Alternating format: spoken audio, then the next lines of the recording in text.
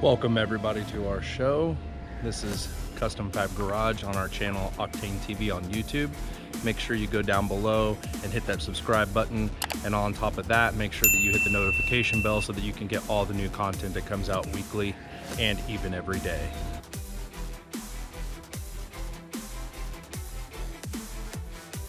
We are going to be doing this 2019 Kia Sorento remote start. This is a key start vehicle, not a push to start.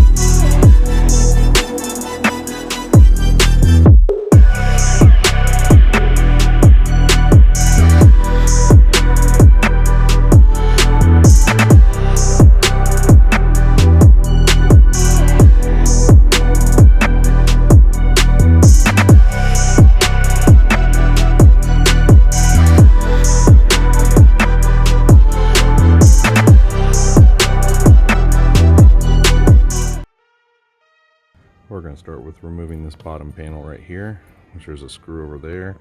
There usually always is a screw underneath here somewhere as well, but it appears that that's the only screw here. So we're going to take this whole bottom panel down, so that way we can get behind here to the fuse box, and then we're probably going to have to take the shroud down as well. I always forget about these Kias, but you got to pull this piece off. Take this, your plastic pry tool, pry up this way, pull this off because there's a screw behind here as well. So you definitely want to get this piece off. It'll make it easier for running the antenna as well. And then there's a screw behind here as well. Might be even two.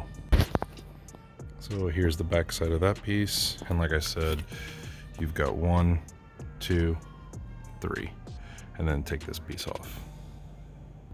Now we've taken this piece out. There's the back side. It just unclips after you remove the screws. So that piece, basically on the back side, you will have to unplug here and unplug here. That is where the plug is here on the top, and the OBD2, you just basically push in these pins on each side and then pull that out.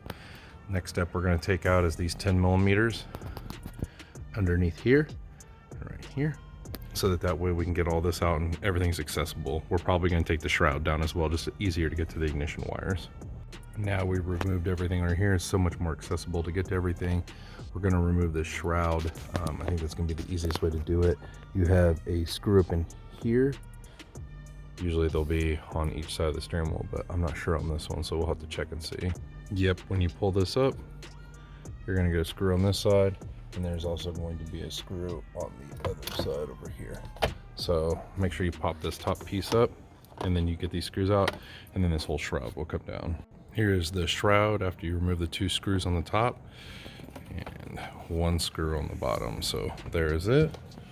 So we'll put that over here, and then now that gives us access to right here, which is the ignition cylinder, and that's the wiring harness that we want right here. That's our main ignition wires.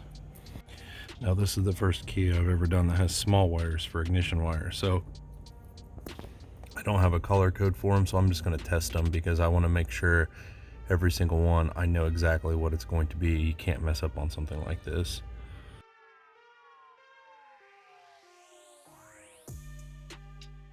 Here's your wire colors. Black is starter, red is accessory, dual white going into one input is power, yellow is accessory, green is ignition, your single white is going to 12-volt power as well. All right, we have everything tapped. I usually go way back here, but I don't want to cut all this up and try to go through that. I'll just do it here and then try to get it as nice as I can underneath the shroud. The closer you put it to the shroud, the harder it is to get the shroud back on. So if you put it back here, it's real easy to snap the shroud back on.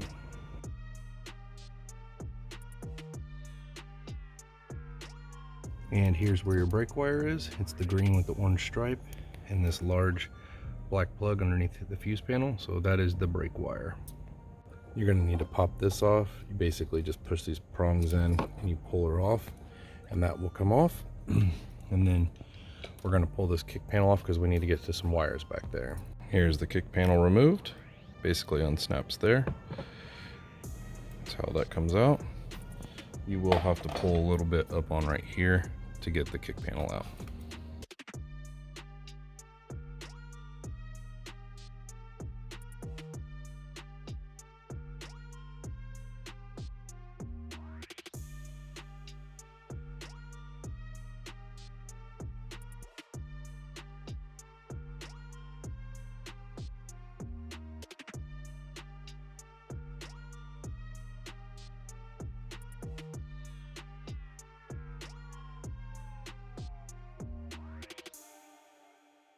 And right here in this harness, that blue and red braided wire, basically this one right here, that is your can high and can low.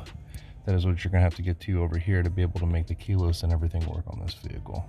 You definitely need that. We have both those wires tapped. You definitely want to use black T-taps. You cannot use anything bigger than that, red, blue, or yellow, because they will not work. These are very small data wires, so you definitely want to use black. These are the parts we're going to be using on this vehicle. It's an NU1204. It's a 4-button remote start from NUSTART. Blade AL, that's going to be your interface module, or basically bypass module. And then the CM900 brain comes inside of here with all these remotes as well. So these are basically the only two parts we're going to be using on this vehicle today. If you have a wire right down in here, basically where those two holes are, if you've got a wire in there, that means you have an immobilizer. This is the red plug right directly underneath where you find the can high and can low. Right there, that red plug. If you have a wire in that slot, that means you have an immobilizer. If you have an immobilizer, you have to use the interface module.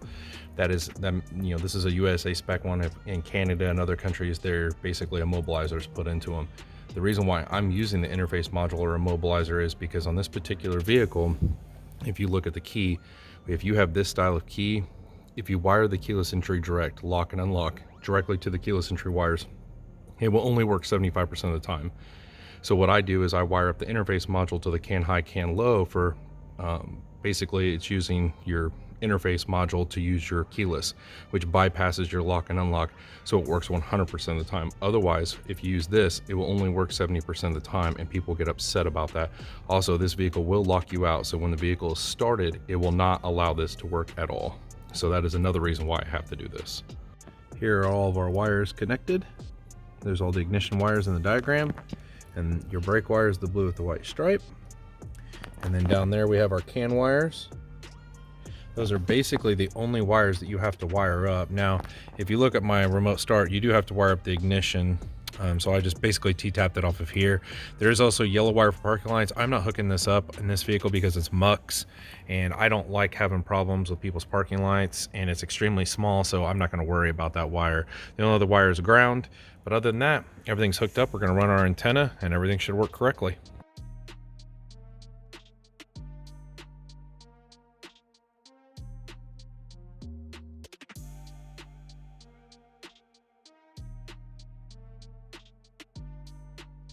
All right, we have everything basically zip tied up. Same way over here. We just zip tied everything down here to the column. I know it looks like a mess, but there's just a ton of wires right here, but everything will go right up into there. 2019 Kia Sorento.